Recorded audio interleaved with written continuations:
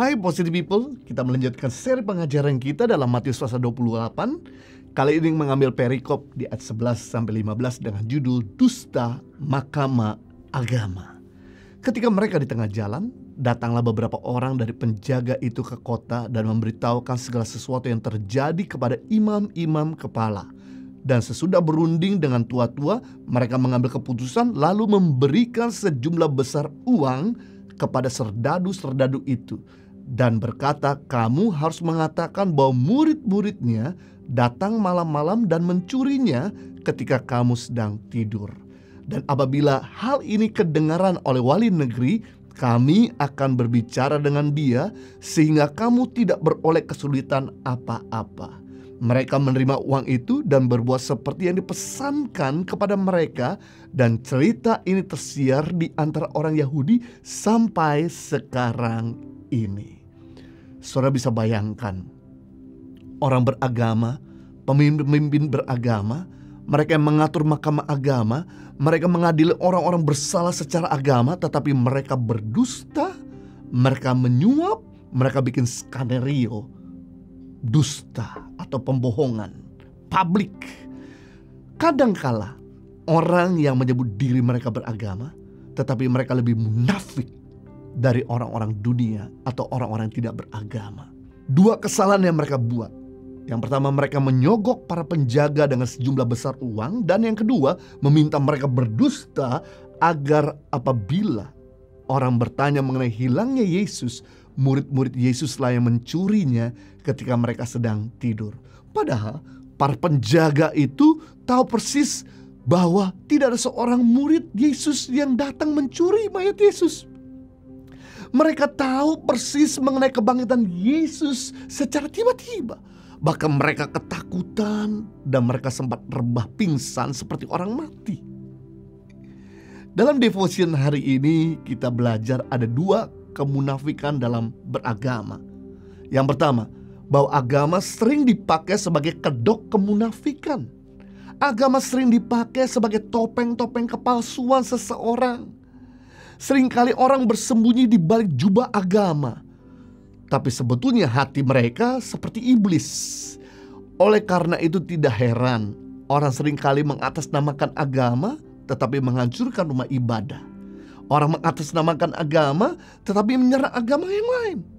Setiap minggu mereka ikut ibadah tetapi mereka menghancurkan karya orang lain, merampas, menerima suap, menghalalkan segala cara agar kepentingannya tercapai. Dan hati mereka seperti serigala yang tidak ada kebenaran dan belas kasihan. Justru semakin teguh kita beragama, semakin kita menghargai orang lain, mengutamakan orang, menempatkan orang lebih penting dari diri kita. Jangan merendahkan orang, dengarkan mereka, terutama kepada orang-orang yang lebih kecil, lebih rendah, kepada pegawai kita, kepada karyawan kita, kepada orang yang lebih muda umurnya. Jangan sampai kita memandang sebelah mata, menghina mereka, tidak menghargai mereka.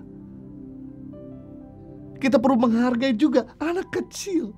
Itu sebab kita perlu bicara kepada mereka dari hati ke hati, eye to eye, face to face. Jangan kesannya seperti mereka nggak bisa apa-apa sehingga kita memperlakukan seenak-enaknya. Apalagi juga ya, kita juga perlu menghargai orang yang berbuat salah kepada kita. Saya tahu mereka buat salah, mungkin gak sengaja. Tapi jangan sampai kita maki-maki seperti orang kesurupan sama setan. Belajar, semakin kita beragama, semakin kita bisa menerima perbedaan. Perbedaan belum tentu salah. Perbedaan justru melengkapi kita. Saya tahu orang di sebelah Anda punya kekurangan, tapi orang di sebelah Anda punya kelebihan yang bisa menutupi kekurangan kita. Saya tahu Anda punya banyak kelebihan, tapi Anda juga punya kekurangan yang perlu di-cover orang lain. Kita perlu menghargai orang sekeliling kita karena mereka bisa melengkapi kita. Semakin kita mencintai Tuhan, semakin kita dapat menerima orang lain sebagai saudara meskipun kita berbeda. Kalau kita mengasihi orang, yang mengasihi kita teroris bisa lakukan.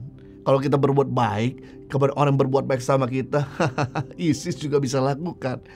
Itu sebabnya kita perlu berbuat baik kepada orang yang gak mampu berbuat baik. Itulah yang disebut dengan orang yang beragama. Semakin kita ikut Tuhan, semakin kita bisa menolong orang.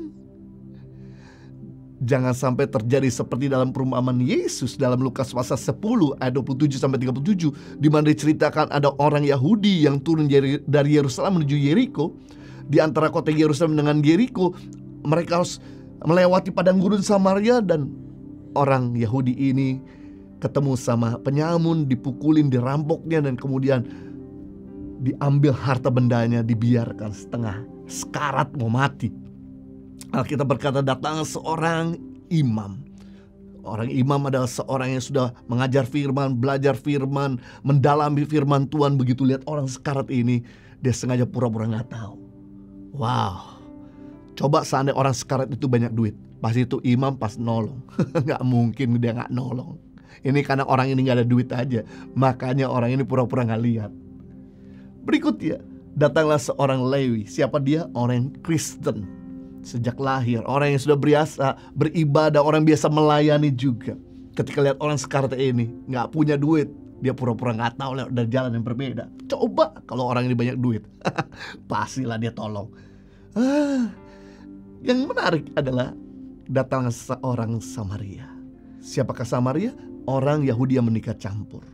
Dan orang Yahudi murni tidak mau bicara sama orang Samaria, karena dia bukan orang Yahudi murni. Dan sebetulnya orang Samaria ini bisa sakit hati sama orang Yahudi, karena dia ada darah daging Yahudi, tapi orang Yahudi gak mau bergaul, gak mau bicara. Tapi yang menarik, orang Samaria ini gak sakit hati ketika dia lihat saudaranya sekarat. Orang Yahudi sekarat, dia tolong, dia rawat, dia obati, kemudian dia bawa ke rumah sakit dan dia biayakan semua rumah sakitnya. Yesus berkata dari ketiga orang ini, siapakah yang mengasihi sama? Jelas bukan mereka yang mengajar firman, bukan mereka yang tahu firman, bukan mereka yang sudah Kristen sejak lahir, tapi mereka yang melakukan firman Tuhan. Sebagai hamba Tuhan, saya mau ingatkan, jangan pakai agama untuk mengorbankan orang lain demi kepentinganmu tercapai. Tapi pakailah agama untuk mengorbankan diri kita agar kepentingan orang tercapai. Karena Yesus mengorbankan dirinya demi kepentingan orang tercapai, demi kita diselamatkan, demi kita keluar dari kutuk. Jangan pakai pelayananmu, jangan pakai kekuasaanmu, jangan pakai hartamu untuk mengorbankan orang lain. Itu namanya munafik. Tapi pakailah pelayananmu, kekuasaanmu, hartamu untuk membangun hidup orang lain. Yang kedua, pelajaran kemunafikan dalam beragama. Orang beragama bukanlah sebuah jaminan dia adalah orang baik. Kadang mungkin kita melihat orang itu menyebut nama Tuhan, pasti dia adalah orang baik. Orang itu sudah melayani, pasti dia orang benar. Belum tentu. Saudara yang kekasih dalam Tuhan, saya tidak mau mengajarkan saudara untuk curiga dengan semua orang, tetapi saya mau ajarkan untuk kita tetap berjaga-jaga. Karena orang yang memakai jubah agama belum tentu dia memiliki hati yang murni. Karena di akhir zaman orang semakin jahat, tidak peduli kepada orang lain, mementingkan diri sendiri. Seringkali orang memakai nama agama untuk menipu, ngelabui orang. Seringkali orang memakai nama agama agar kelihatan suci. Tapi saya mau ingatkan bahwa orang yang beragama bukanlah jaminan adalah orang baik. Ada orang yang bersembunyi di dalam gereja, pelayanan di gereja, menyebut dirinya agama, tapi zina masih jalan terus. Pacaran masih gak kudus. Ada orang menyebut dirinya Kristen, tapi punya istri piaraan.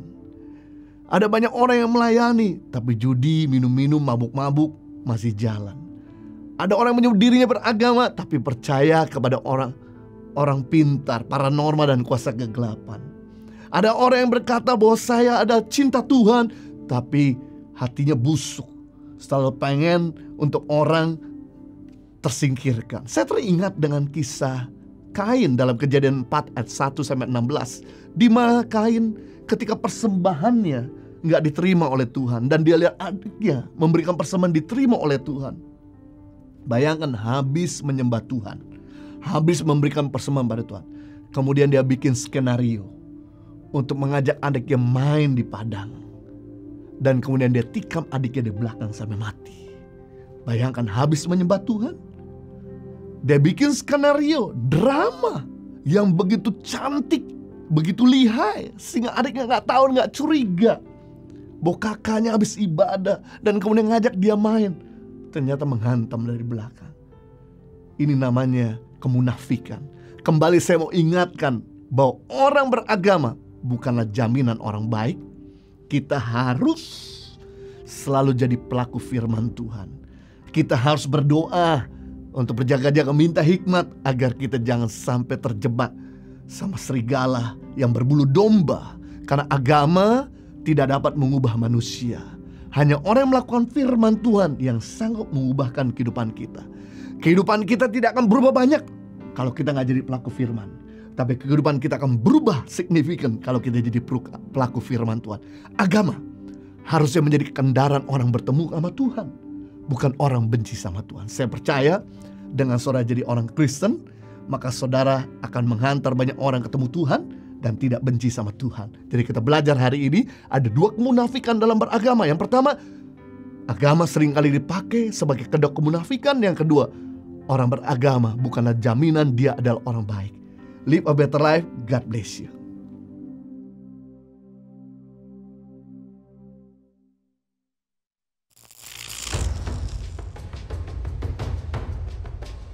Nama saya Yosef Aninam. Cita-cita saya menjadi presiden.